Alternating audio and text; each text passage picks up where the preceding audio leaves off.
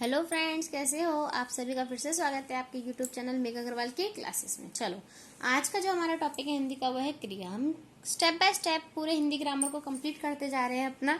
ठीक है, अपने से कई पहले बहुत सारे टॉपिक कवर कर चुके हैं, तो प्लीज़ उन वीडियो को देखना जो आपके सारे कॉम्पिटिटिव एग्जाम और नॉर्मल क्लासेस के लिए भी आपको बहुत हेल्पफुल हैं, काम यूजफुल रहेंगे। ठीक है, चलो आज का जो हमारा टॉपिक है क्रिया। देखो, मैं आपको जो वीडियोस कराती हूँ वो ट्रिक भी कराती हूँ समय प्लस कंसेप्ट भी देती हूँ, ताकि आपको पता रहे ये चीज कहाँ से आई। ठीक है, तो जो ये क्रिया टॉपिक है ये थोड़ा आज बड़ा टॉपिक है। हम इसको कुछ पार्ट्स में करेंगे, अलग अलग पार्ट्स में मैं आपको कराऊंगी ताकि आपको इससे क्लियर हो। ठीक है, इसमें मैं आपको कंसेप्ट भी बताऊंगी, ट्रिक भी बताऊंगी, हर चीज बताऊंगी। तो थोड़ा लंबा टॉपिक है, इसको बहुत ध्यान से आप सुनना, समझने की कोशिश करना।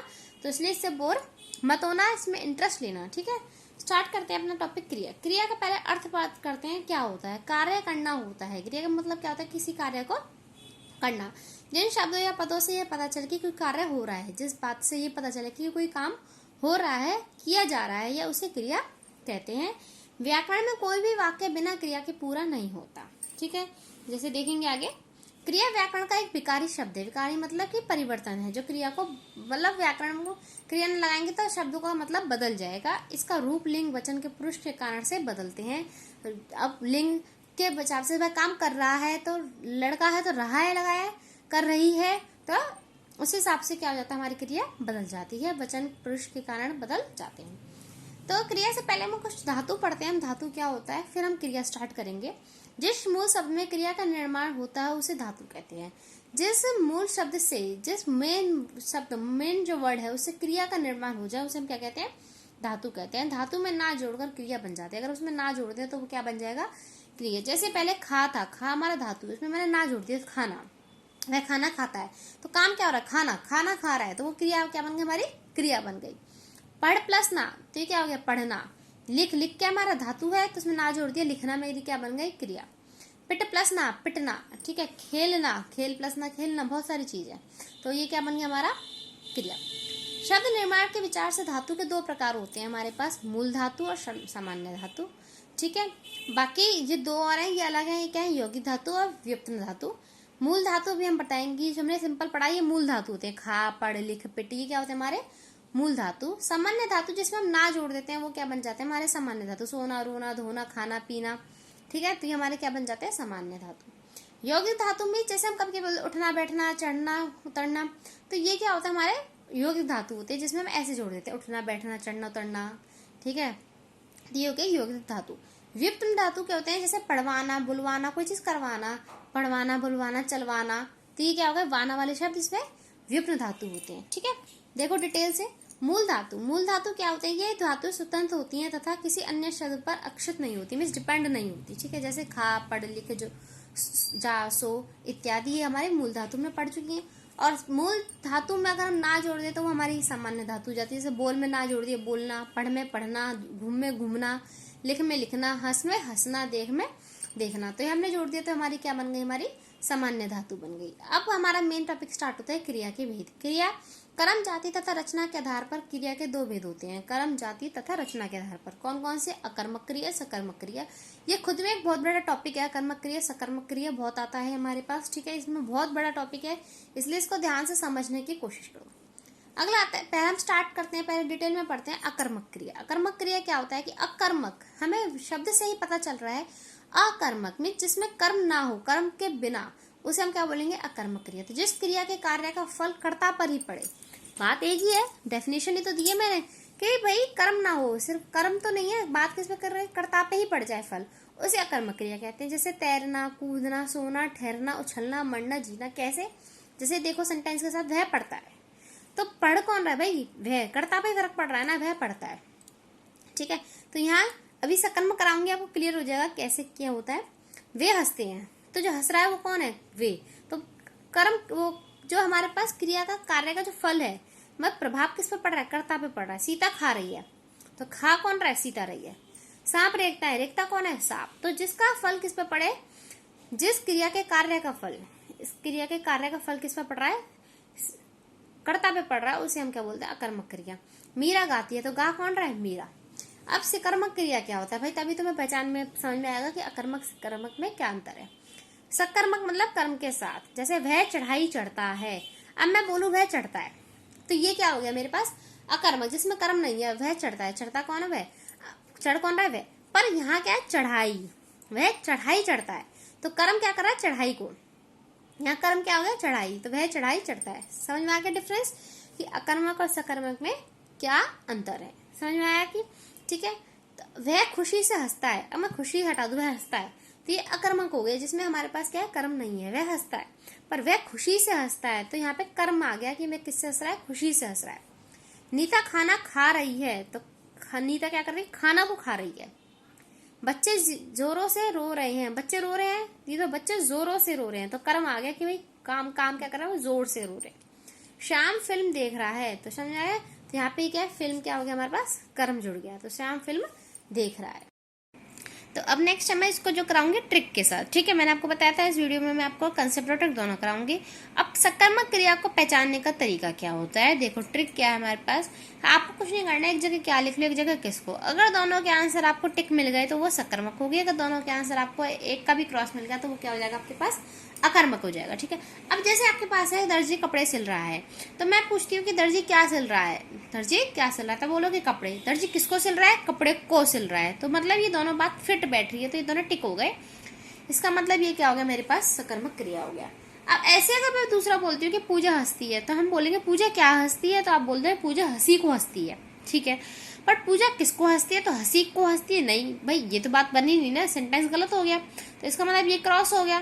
तो ये में से कोई भी एक अगर हमारे पास क्रॉस हो जाए तो वो क्या हो जाती है अकर्मक, क्योंकि यहाँ देखो कर्म गायब है। मैंने आपको बताया अकर्मक क्या होता है, जिसमें कर्म ना हो, सकर्मक जिसमें कर्म हो। तो यहाँ कर्म है दर्जी कपड़े सिल रहा है, तो कर्म ये हो गया कपड़े, ठीक है। किसको सिल रहा है, कपड़े को सिल रहा है। बट यहाँ पूजा हंसी को हंसती है, और हंसी आता तो ये सकर्मक होता, पर यहाँ क्या है कर्म गायब है, पूजा हंसती है बस, ठीक है। तो यहाँ पे क्या हो गया अकर्मक क्रिया हो गया। अब आता है सकर्मक क्रिया के कितने भेद होते हैं, सकर्मक क्रिया के 3 भेद होते हैं। एक कर्मक क्रिया, द्विकर्मक क्रिया और अपूर्ण क्रिया। डिटेल में करते हैं इसको। सबसे पहले आता है पूर्ण एक कर्मक क्रिया। इसको पूर्ण एक कर्मक बोलो या खाली एक कर्मक क्रिया बोलो, एक ही बात है। जिस क्रिया के केवल एक कर्म के पूरे होने का पता चलता हो, ठीक है। पूर्ण एक कर्मक मतलब एक से ही पता चल रहा है, एक कर्म जहाँ पे क्या हो क्रिया का सिर्फ एक ही कर्म के पूरे होने का पता चलता हो, वहां क्या होता है हमारे पास एक कर्मक क्रिया। जैसे वह रोटी खाता है, तो एक ही कर्म हो रहा है, वह रोटी को खा रहा है, तो यहाँ कर्म जो हो गया रोटी, भाई वह रोटी को खाता है। शाम टीवी देख रहा है, तो यहाँ कर्म जो हो गया वो टीवी हो गया, कि वो शाम किसको देख रहा है, टीवी को देख रहा है, ठीक है। एक ही कर्म हो रहा है। आपको समझ में आ जाएगा द्विकर्मक एक कर्मक में अंतर बिल्कुल अच्छे से समझ में आएगा जब मैं द्विकर्मक के एग्जांपल दूंगी कि क्या अंतर है इन दोनों में। एक कर्म का मतलब एक ही काम हो रहा होगा, नौकर झाड़ू लगा रहा है, तो यह झाड़ू एक ही काम हो गया। अब द्विकर्मक में क्या होगा कि भाई 2 कर्म वाला होगा, मीन्स पहला कर्म प्राणी वचन होगा, दूसरा कर्म निर्जीव होगा। जैसे देखो एग्जाम्पल से हर चीज समझ में आती है हमें क्या हम करना चाह रहे हैं। जैसे सोहन ने गुरुजी को प्रणाम किया, तो सोहन ने पहला गुरुजी, जो पहला कर्म होगा वो क्या होगा, मैंने आपको बताया प्राणी वाचन होगा, ठीक है, जान होगी मतलब जिसमें। और दूसरा कर्म भाई गुरुजी को क्या किया, उसने प्रणाम किया, तो दूसरा कर्म क्या कर दिया, उसने प्रणाम कराया, तो वो जो दूसरा कर्म होगा वो निर्जीव होगा। समझ में आया यहाँ पे। नर्स रोगी को दवा पिलाती है, नर्स किसको दवा पिला रही, रोगी को क्या पिला रही है, दवा, ठीक है। तो पहला कर्म क्या हो गया प्राणी, और दूसरा कर्म क्या हो गया हमारे पास निर्जीव। समझ में आया ना द्विकर्मक। श्याम अपने भाई के साथ टीवी देखता है, तो श्याम किसके साथ देख रहा है, अपने भाई के साथ क्या देख रहा है, टीवी देख रहा है। समझ में आ रहा है ना, ये प्राणीवाचक, ये निर्जीव। नौकर फिनाइल से पोछा लगाता है, अब भाई नौकर क्या किससे लगा रहा है पोछा, फिनाइल से क्या लगा रहा है, पोछा लगा रहा है, तो यहाँ पे फिनाइल।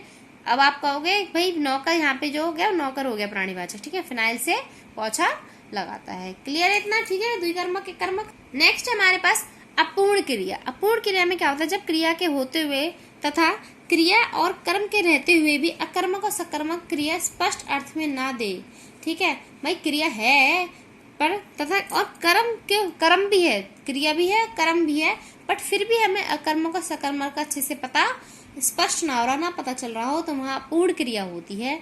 इनके अर्थों में पूर्ण करने के लिए जिन शब्दों का प्रयोग किया जाता है उसे पूरक कहते हैं। अभी अपूर्ण क्रिया है, अगर हम पूरा करने के लिए हम कुछ क्या करेंगे, क्रिया का यूज करेंगे, ठीक है, प्रयोग किया जाता है, उससे हम क्या बोलते हैं, पूरक कहते हैं। जैसे देखो महात्मा गांधी थे, अब भाई ये आधी अधूरी बात है। मैंने क्या बोला, महात्मा गांधी राष्ट्रपति थे, तो यहाँ पे मैंने क्या करा, जो राष्ट्रपति था ये क्या हो गया, पूरक हो गया हमारे पास, कि भाई इससे क्या हो गया हमारे पास, ये सेंटेंस पूरा बन गया। ये तो अपूर्ण क्रिया थी भाई, महात्मा गांधी थे। अब भाई महात्मा गांधी थे, पर क्या थे, राष्ट्रपति थे, प्रधानमंत्री थे, कुछ भी तुम हो।